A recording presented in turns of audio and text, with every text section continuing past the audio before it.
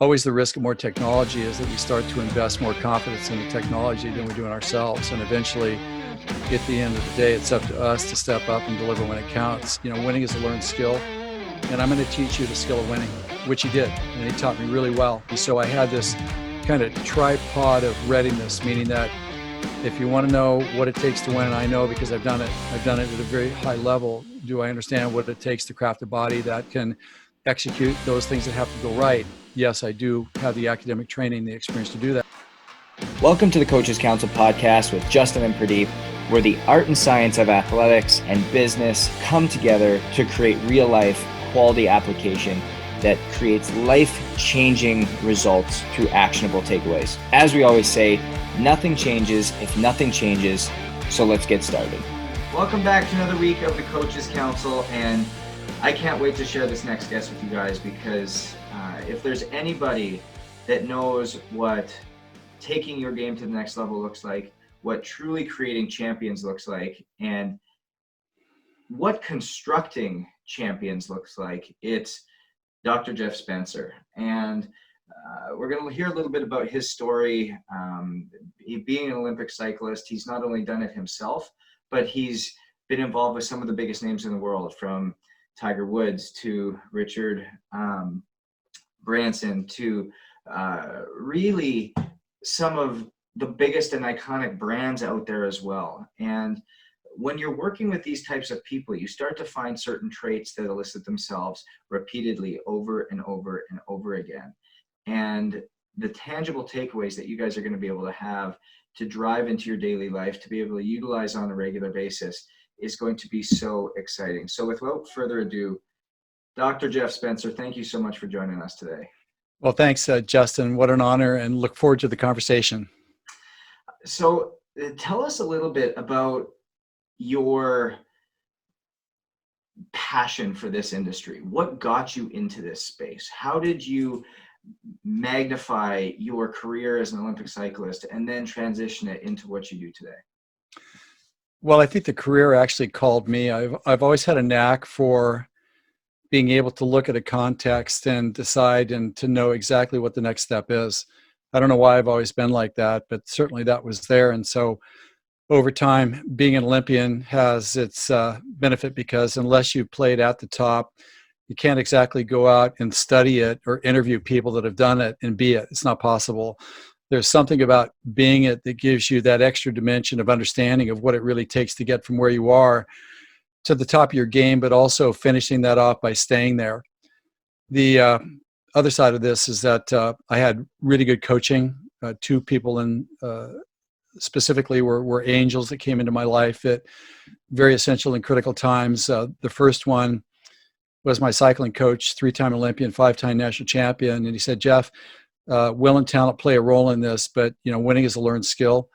And I'm going to teach you the skill of winning, which he did. And he taught me really well. And I appreciate that, because somehow we just think that if we try hard, if we want it bad enough, it's going to manifest. And I know that that's not true. We're really limited by the assets and the readiness that we do have in our ability to execute that which has to go right to be able to move up and showcase our greatest talents. And my other mentor, I met him when I was 18 and he was 76, and he was a Renaissance man. And he introduced me to the kind of more nuanced side of life. He was truly an artistic genius, and he chose me to be his apprentice while he was crafting his masterpieces in art. I was there to help him out with that, and he actually during our breaks and at lunch, he would play classical music. He would read to me the great philosophers and the great poets and playwrights of history. And he said, I need to fill you up on this stuff. And I had a capacity for embracing that, which gave me access to a whole other side of myself that was outside of the athletic realm, but it actually made me a much better athlete. And with those two people together, I did become an Olympian. There is a certain science side to me. I like to learn. So I eventually got my master's in sports science from USC, which really taught me the academics of how to craft a body that can push. If you can't push, you're not going to have a great life. And it also taught me how to stay in the game over the long term. Once we understood what it took to perform at our best, it gave us the ability to amass a legacy that we were capable of. And then what was interesting is that when I was working with athletes that came to me wanting to win gold medals and be highly paid professionals, which I did for many of them. I've helped athletes win over 40 gold medals in the Olympics, world and national championships, and also the Tour de France. Um, People started coming, and the business people came to me as well because they wanted to become their own champions as well. And they knew that the athletic path was a toughening up of them mentally and having the physical assets to stay in the game and push. But the athletes said, how do I not injure myself? How do I get back quickly to extend my career, to then expand my legacy and the quality of life that I live? And the business people were about, hey, look, I don't want to be like my same age counterparts that are all having strokes and heart attacks in their early 40s. How do I not do that?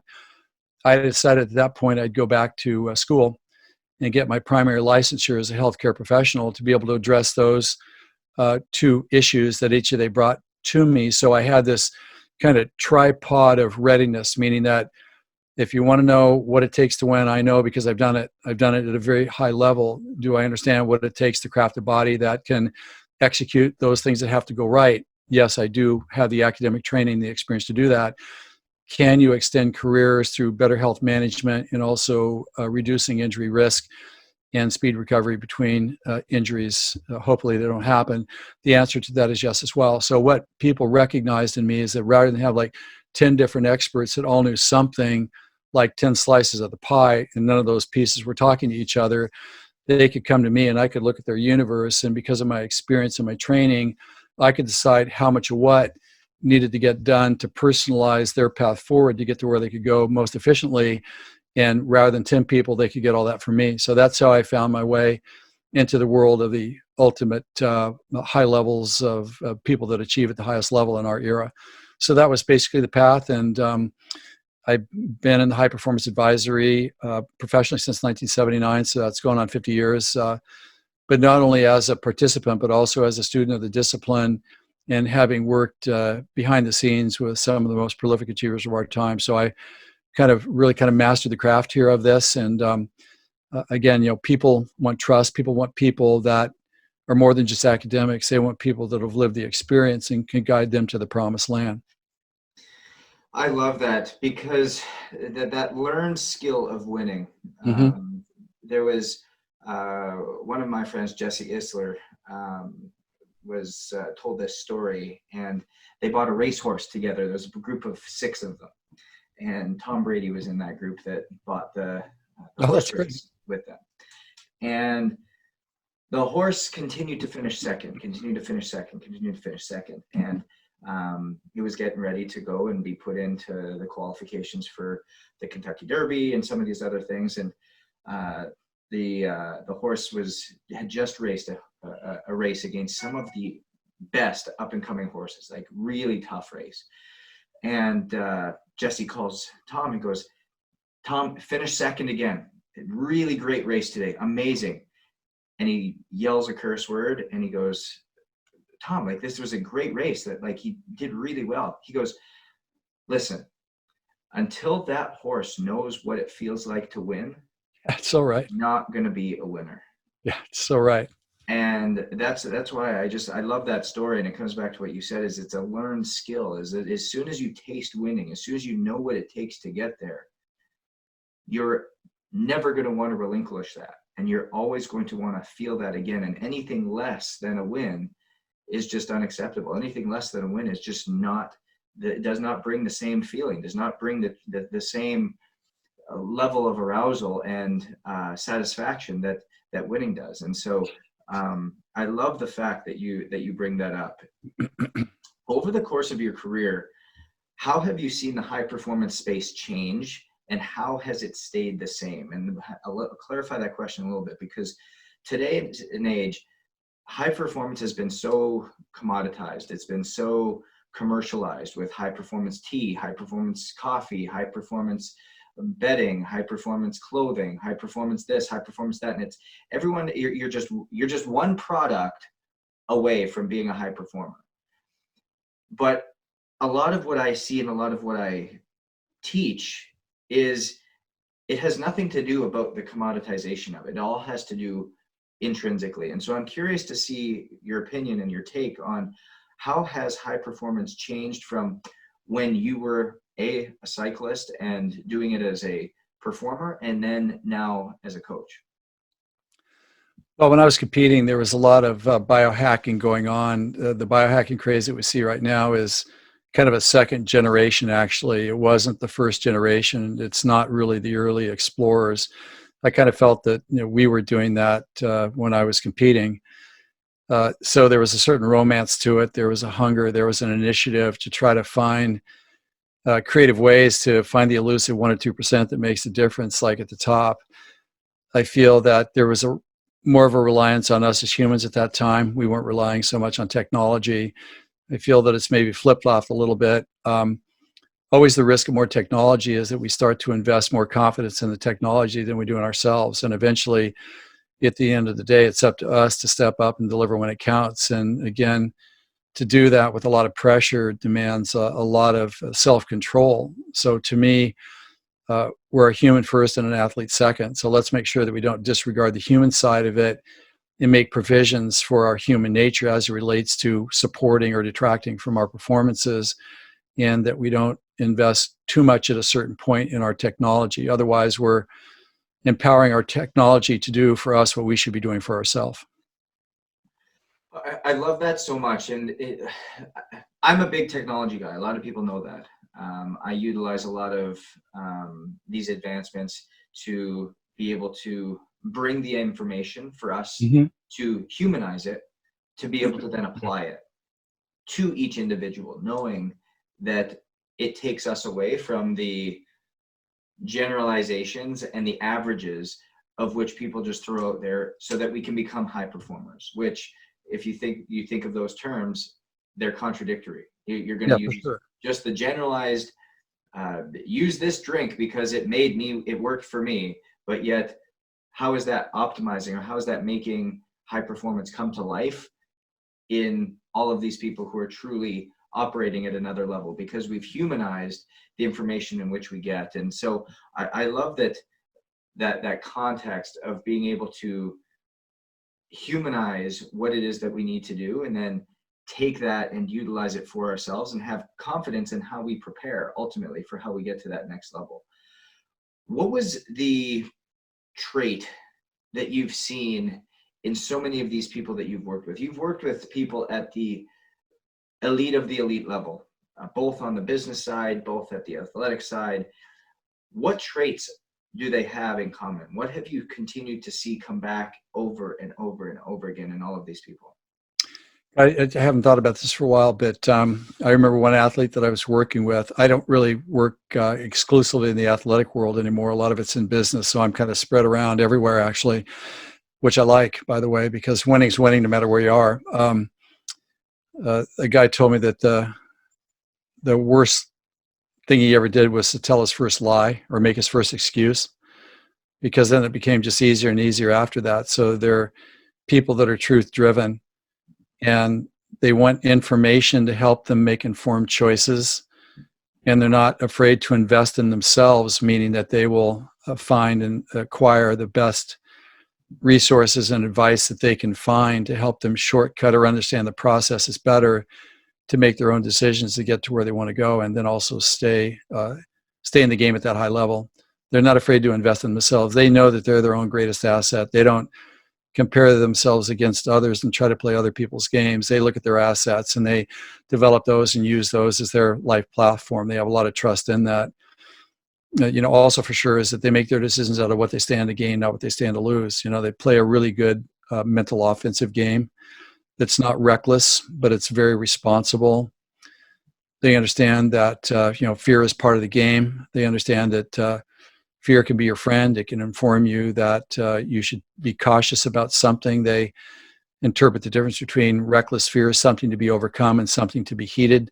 There's a huge distinction between those two, by the way. They Dive into that a little bit for us. So when you say that there's that big distinction between the two, tear another layer off of that for the audience a little bit, to be able to really understand the differences. I was talking about fear, correct? Yes. Yeah. So Yeah, for sure. Like our first biologic response is survival. That's what our body is geared towards. It's survival. Making sure that we live to play another day is kind of its highest priority there. And the fear response that we experience with sweaty palms, dilated pupils, beating heart, mind racing a million miles an hour. I mean, those are all signs of biologic readiness. You actually should have that if you're going to put in a personal best. If you don't have that, then you're not physically ready to engage it. So we have to first off interpret it correctly. Fear has two parts to it. There's a fear that informs us that something's off, that we need to further investigate it. And if you know what that is, there's just a general apprehension like something is off. And if you feel like something is off, and it's not just before you perform, that's performance anxiety. That's a different thing altogether. But if you have this general sensation about, I was told to do something, I get it, I'm ready to do it, but there's something that just isn't right. There's kind of an ominous feeling attached to that. Then the champions always pause. They want to know what's behind it. They take that blinking yellow light as a sign that something requires further investigation. So they don't proceed until they investigate it. And if they investigate it thoroughly and they have the right people that are helping them investigate and there's nothing there, well, then that warning may have been to say that you just needed to pause and not do it when you thought you were supposed to do it. But now that we've taken a pause, now you can go ahead and do it because now we have the right timing to execute this correctly to get the biggest win out of it. But many people, I mean, there's so much mythology in performance. I mean, it's pathetic in a sense that so many people's lives and careers have been ruined by taking actions on they feel that is true, but experientially when applied, they know that it's not. There's this whole mythology that surrounds that. Like if you want it bad enough, it's going to happen. Just try harder. You're losing fitness. It means you're losing shape. Well, you're probably actually overtrained. You're not interpreting it correctly. So there's all sorts of ways that these things sort of masquerade that can become many things. The champion, if they're apprehensive, they stop, they figure it out. They don't move forward until they're clear that it's not a warning sign of pending doom. A lot of people would say this is really classic in the high performance mind over matter space that, fear is the problem. You just need to overcome it by doing whatever it is that you feel fearful about. But I've seen so many times a person does that and it ends in absolute disaster, which is absolutely predictable if you really kind of look at the way things work out. So I'm simply saying that when we have this caution blinking yellow light, take heed because it actually may be your friend looking for a better time to execute that may be more favorable to you. That may be a premonition or a warning that disaster is right around the corner, but you don't know it. So let's make sure that you investigate first. Real key thing. I love that because there's a quote, Rollo May said it, and I'm going to misquote it here, I think, but it's human freedom involves our capacity to pause. Yeah, that's a good one. Stimulus and response. Yeah. And in that pause, to choose the response towards which we wish to throw our weight all in. Correct. The capacity to create ourselves based upon this freedom is inseparable from consciousness and self-awareness. Yeah, absolutely well said. And so what's ironic about that is that what are we told to do? Just go. That's right. Trust your gut, go with your instinct. And I'm not so sure about that because quite honestly, we talked earlier about is that the body's primary reflex is survival. So really survival in critical situations is a split second. It can be faster than we can think. Therefore, if we follow our impulsive response that's faster than we can think, it's probably going to be the wrong thing. Unless it was trained into you to practice the right response to adversity, then that's a different story. But again, when we go back to the classic mantra that I believe is complete mythology, trust your gut, just take action. How many times have you said something to somebody that was exactly the wrong thing to say, but when you said it, you thought it was just absolutely awesome? Yeah. So there's a whole other biology here at work that nobody recognizes that gives us evidence of the fact that unless there's a conscious response that's done rather than an instantaneous reflex reaction, it's probably the wrong thing because it's based upon fear, not based upon possibility of gain. And the champions know very well that we need to be very clear about what the distinction is Otherwise, we're putting ourselves in harm's way.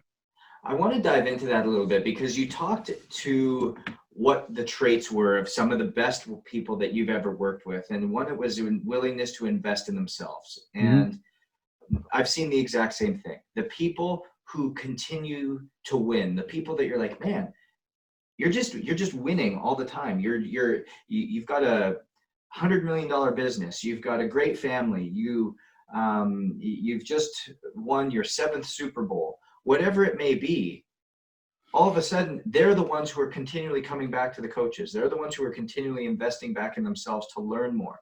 And it goes back to what we were talking about right here with the pause, is because what people see as the end result is they see somebody executing and just taking action and just going and just going and just going. But what they don't see behind the scenes is the amount of time and patience and investment that people have taken in themselves to truly pause and decide what it was that they needed to do in order to find the success in which they're in, so that when they're in these high pressure, high stake situations, they no longer need to have that lengthy pause to determine what it is. And it looks like a reaction. It looks like an impulsive move. But instead, it's something that has been drilled and grilled and trained inside of you to become the correct instinctive response, because it's something that has been learned. Yeah, the champion's golden rule, in my opinion, do the homework and the test is easy. So really, it's all in the preparation. When it comes time to the execution side of it, you trust your preparation and don't try to think your way through it, because our neurology, everybody thinks that brain science is everything. It's not everything. It's something, but it's not everything. Your brain can't think fast enough to perform in real time, actually, because impulses move kind of slowly throughout the nerve to inform muscles. And so unless it's trained, that's the only way you can supersede time, is through correct training. That's the only way you can execute in real time. Otherwise, you can't think your way there, because you can't orchestrate and assemble all the processes that have to go right. You can't command it to do it when it counts. It's not possible. So again, you do the homework, you prepare yourself, you execute without talking yourself out of executing and trusting your preparation. That's the secret. You have to be prepared, because actually you're going to get evidence in your preparation that you're ready. And without evidence, then you're guessing. And if you're guessing, you're apprehensive. If you're apprehensive, you start to lock up. Things become way too mechanical. So again, it's in the preparation. If you can do it in training, you can do it real time, unless you get in your own way. And that's another kind of critical side to this, is that, again, people don't prepare as well as they should, in my opinion, because again, what's the mythology? Just show up and make it up. Be spontaneous. Be spontaneous leads to the best outcome. No, it doesn't. If you're trained specifically and you trust your preparation and you let your preparation do the work for you after you're prepared, that's a different level of spontaneity than most people construe it to be. Completely. I want to shift topics here a little bit more to the business side. And what is the biggest thing what's the biggest problem that people come to you with? It depends on your level of play. If you're playing, you're just introduced now, you're new to it, and people just want more techniques because they think just the next technique is going to get me to where I want to get to. But when you start to become prolific, it's how do I stay in the game at the height, and how do I maintain my competitive advantage? Because I mean, it's kind of ironic and hard to maybe digest, but it's a lot easier to get to the top than it is to stay there, because I completely agree with you. once you're there, you got the biggest target on your back. So how exactly do we do this? So that to me would be the biggest challenge for sure. So when somebody comes to you, somebody who's continually climbed the mountain, and let's be honest, that mountain for Elon Musk is a massive mountain. That mountain for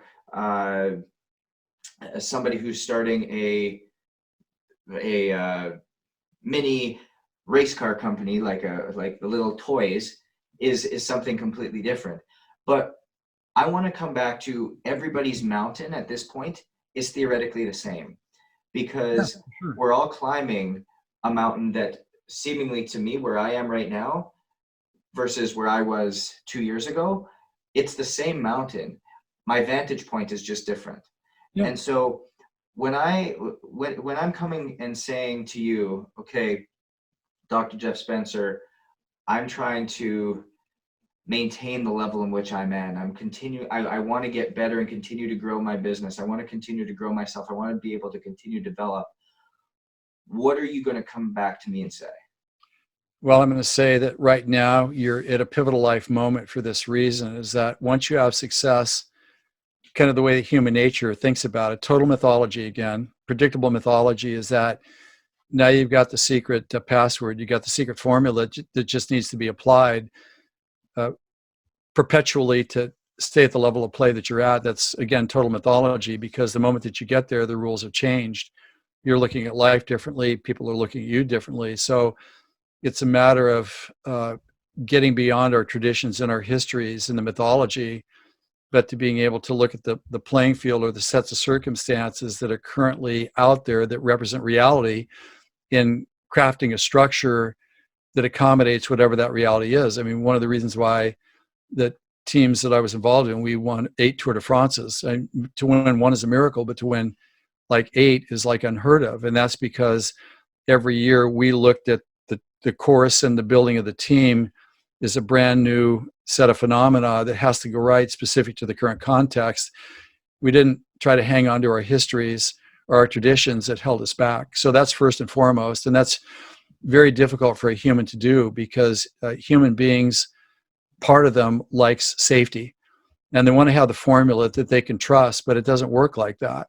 To run at the front perpetually, you have to be in a continual state of reinvention, and you have to have the same amount of commitment to be able to cultivate and grow the assets necessary to perform at that level.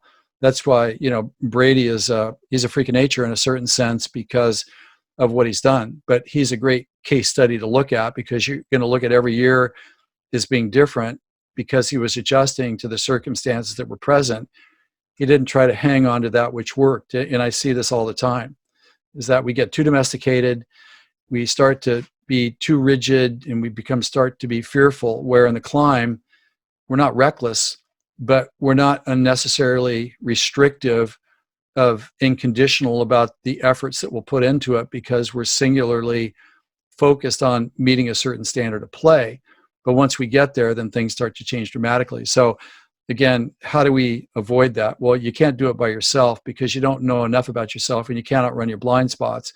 That's where there needs to be an advisory of some sort that understands the context and understands and can name precisely exactly where you are, explicitly detail all of the assets that represent what that is, and to be able to put that within the context of what's happening in the environment that we're now find ourselves in, and then be able to select the right goal. I mean, there's all sorts of goals. There's big, hairy, audacious goals. There are moonshots. There are smart goals. But as far as I know, the most important goal to have is the right goal. And I actually have a methodology that I use with my clients to determine whether or not it's the right goal. I could care less about the SMART goal. I want to know, is this the right goal, and what's the evidence that it is the right goal, and how prepared are you? Because your state of readiness against the right goal tells us an approximate distance and the time it will take to get from where we are to where we want to go.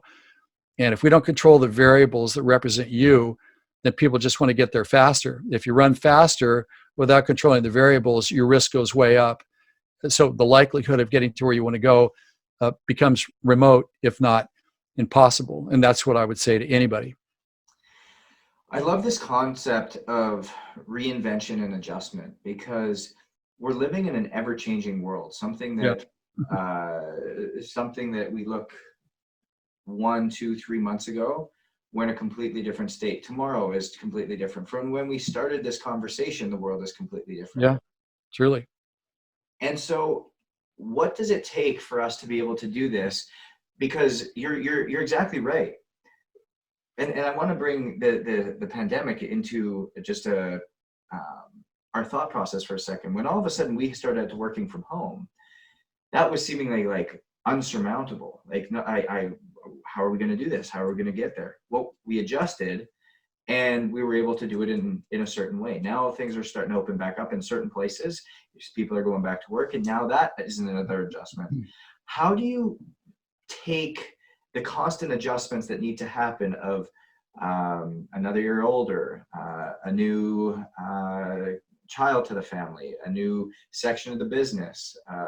Your business grows, you need to eliminate your involvement in certain parts of that business to be able to continue to grow it at a different rate. How do you reinvent yourself or make the adjustments necessary to objectify truly what needs to happen in order for you to succeed?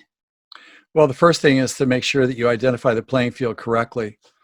A lot of people don't do that. They just make assumptions about things based upon what they believe it to be. And if it's not, it's still not. So the accuracy and the ability to get to where you want to go can be severely compromised. So we need to make sure that we strip away all of the illusions that may be there that we may not be aware of. We need to strip those out of the equation so we're really clear about the context. If we're not sure on that, it kind of goes back to the trusted advisor. If you have somebody that can help you define what it is, so there's no ambiguity about it, that would be the first thing to do. The next thing to do would be to take an inventory of what's one's readiness and current capability based upon their assets. And based upon that, then you would kind of project, okay, what do I need for the future? How far out in the future are we actually going to prepare for? What does that look like? And once you've determined that, there's always a way of determining that accurately, for sure. Then we start to decide, okay, well, then what's the priority of assets that I need to acquire to create that state of readiness to take the trip between where I am and where I want to go? And if you got that and you have oversight over that so that the pacing is correct, the timing is correct, and the micro adjustments are correct and well timed, not too big of a reach, not too little, then you start to control the steering wheel. And also knowing that, your plan is an estimation about what you believe the truth to be in the future. And generally, when your plan meets reality, then everything changes. So we can't get frustrated at the fact that things have changed because none of us are clairvoyant. I will say that with experience, though, that you can kind of take the current context, and history does give us a glimpse of what this is because nothing is truly unique that hasn't happened before. We maybe have not seen it, but somebody that's older that has experience in these areas could probably with great accuracy determine, okay, all this stuff taken as a cohesive whole here, this means that this is our first action step here that we need to do. And then once we get blowback from the reality of this plan meeting reality, then we'll make the next adjustment. So there will be a series of action steps that lead to specific targets based upon the reality that will be modified. And as long as we understand that perfect target, perfect path, first time isn't real, and you don't talk yourself into believing that if it doesn't go right perfectly, then you have a bad plan or you can't do it. I mean, how can anybody expect that? Everybody does, for sure. Why? Because we're humans and we all believe the same mythology. We all have the same human nature that believes a lot of stuff not to be true. So unless we have a filter that helps us look at the reality of it, then we're playing roulette with our lives and our futures. I love that whole concept of being able to have somebody on your path with you. And obviously in the Tour de France, when you're going through a race like that, you have a massive team, you have a whole group of people in which you're working with. Can you tell me, winning one, like you said, is a feat in of itself. Winning 8 is, just absolutely incredible. What did you learn over the course of your time and over the course of those 8 championships that allowed that to happen? Well, several things. Number one, it's you select the team that can work together as a cohesive unit. It's not just talent driven. If you're talented but you're a problem, don't apply because you're not going to be accepted. You've got to be able to show up unconditionally and give it everything that you've got every day, and your teammates need to know that. They need to trust that you're going to give it your all. Otherwise, don't show up. The other thing is that on the management side of it, rather than a vertical hierarchy where you have too much administration, we had like a horizontal kind of management system. Like for me, it's like nobody ever asked me, well, what are you doing? I didn't need to prove anything to anybody. They just said, what you're doing, just show up and let's get it done. So there weren't these kind of layers of bureaucracy that we had to go through in making decisions, which oftentimes happen. You have administrators making expert judgments against things that they have no expertise in. So we had agility on our side. There was also great leadership in the tactical side of how each stage should be conducted, and then in the heat of battle, how things needed to adjust to the conditions as they really were in the heat of the race itself.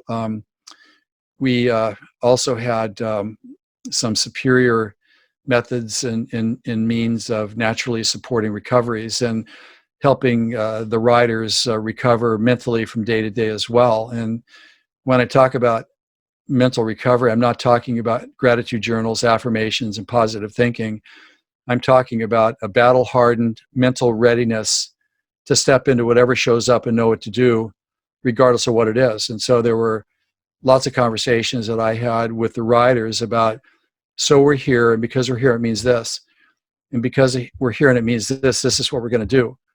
And my position is that any context given, if you have the perception that's required to see it as it really is, then there's only one best solution to enact at any point in time. If there's 4 or 5 options, it means that you're not looking close enough, or you don't know with enough intimate detail what the best choices are.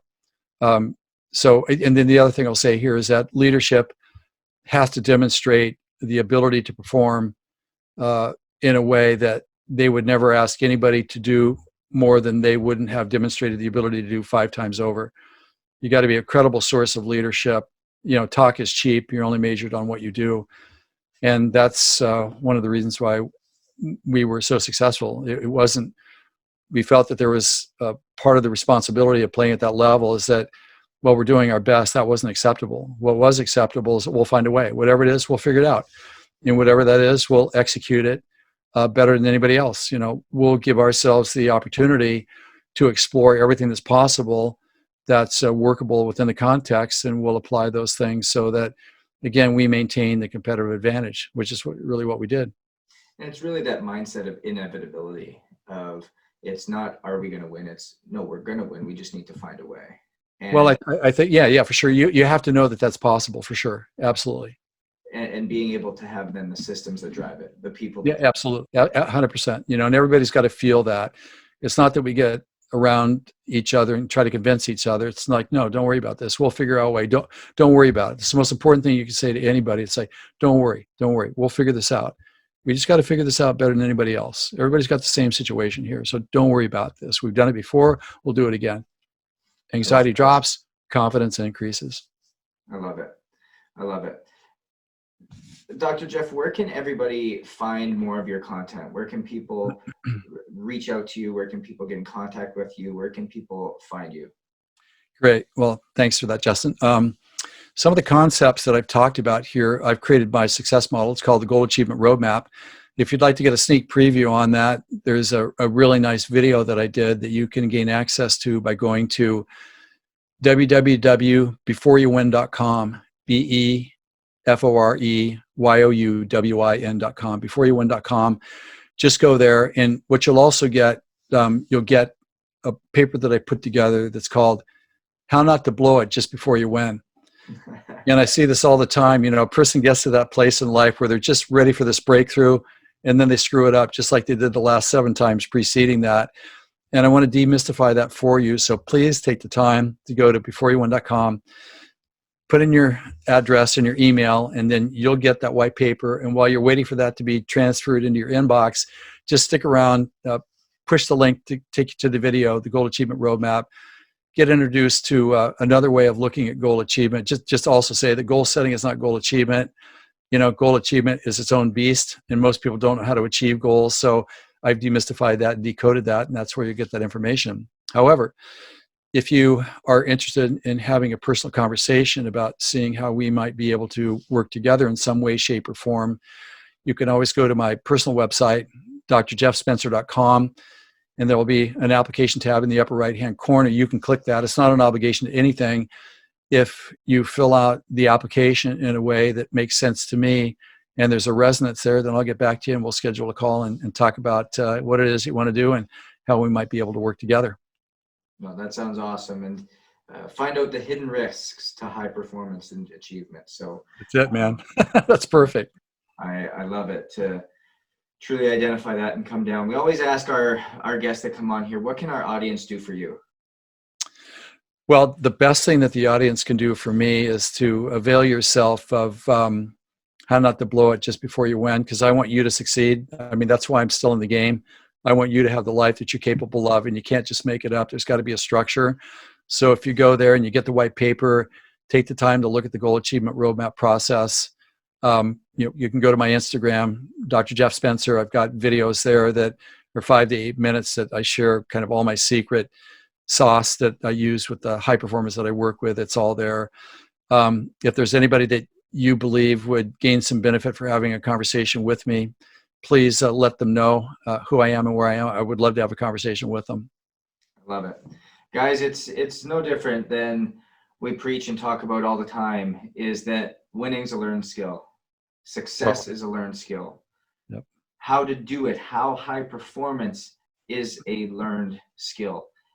And like Dr. Jeff said, when working with all these people, the number one trait a lot of people see is investing in yourself, taking that time to figure out what those hard questions need to be, and speaking to your truth, being able to look into that mirror and say, hey, I've done everything that I can, or hey, this is where my weakest link lies and where I need to level up. Leadership starts at the top. Leadership's the problem, leadership's the solution. And as we are moving forward in our unique spaces, we know that we have the power to make the changes, because as soon as we own it, we take the power back.